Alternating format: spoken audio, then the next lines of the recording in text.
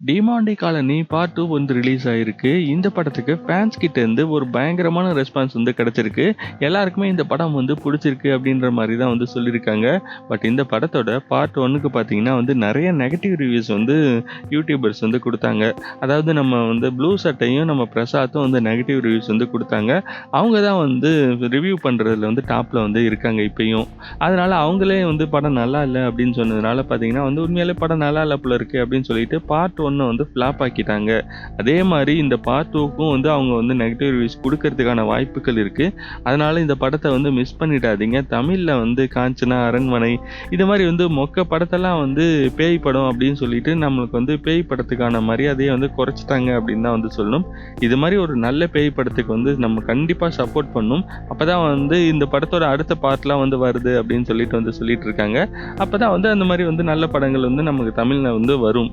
அதே மாரி 1000 கோடிக்கு மேலேயும் வந்து வசூல் பண்ணும். இல்லைன்னா வந்து வழக்கமா வந்து ஹீரோக்கு ஜால்ரா அடிக்கிற படங்கள் மட்டும் தான் வந்து வரும். அதையே நம்ம பார்த்துட்டு இருக்க வேண்டியதா 100 கோடி, 200 கோடி வந்து தாண்டவே தாண்டாது.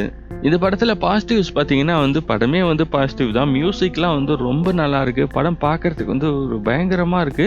இதுவரைக்கும் நம்ம பார்த்த பேய் படங்கள்லயே வந்து தமிழ்ல பார்த்தீங்கன்னா, டிமாண்டி பார்ட் 1 வந்து நல்லா இருந்துச்சு.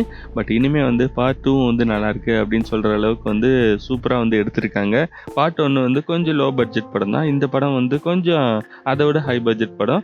அது மட்டும் இல்லாம வந்து பார்க்கறதுக்கு மியூசிக் எல்லாமே வந்து ரொம்பவே சூப்பரா இருக்கு அப்படின்னு சொல்லிட்டு சொல்லலாம். இந்த படத்த நீங்க கண்டிப்பா தியேட்டர்ல போயிட்டு வந்து பார்க்கலாம். நைட்டு பார்க்காதீங்க. பார்த்தீங்கன்னா லைட்டா பயமா இருந்தாலும் இருக்கும். ஏன்னா அந்த அளவுக்கு வந்து மிரட்டி விட்டுருக்காங்க.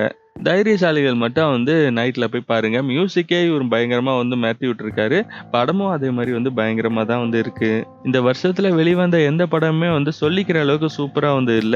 எல்லாமே வந்து சுமாரான படங்களா தான் வந்து இருந்துச்சு. பட் இந்த படம் வந்து ரொம்பவே சூப்பரா இருக்கு. தமிழ்ல ரொம்ப நாளைக்கு அப்புறம் வந்து ஒரு நல்ல படம் பார்த்த ஃபீல் வந்து உங்களுக்கு கிடைக்கும். அதனால எவனாச்சும் நெகட்டிவ் ரிவ்யூஸ் குடுத்தானா அதெல்லாம் வந்து கண்டுக்காம இந்த படத்த தியேட்டர்ல போய் பாருங்க. செம்மையா என்ஜாய் பண்ணலாம்.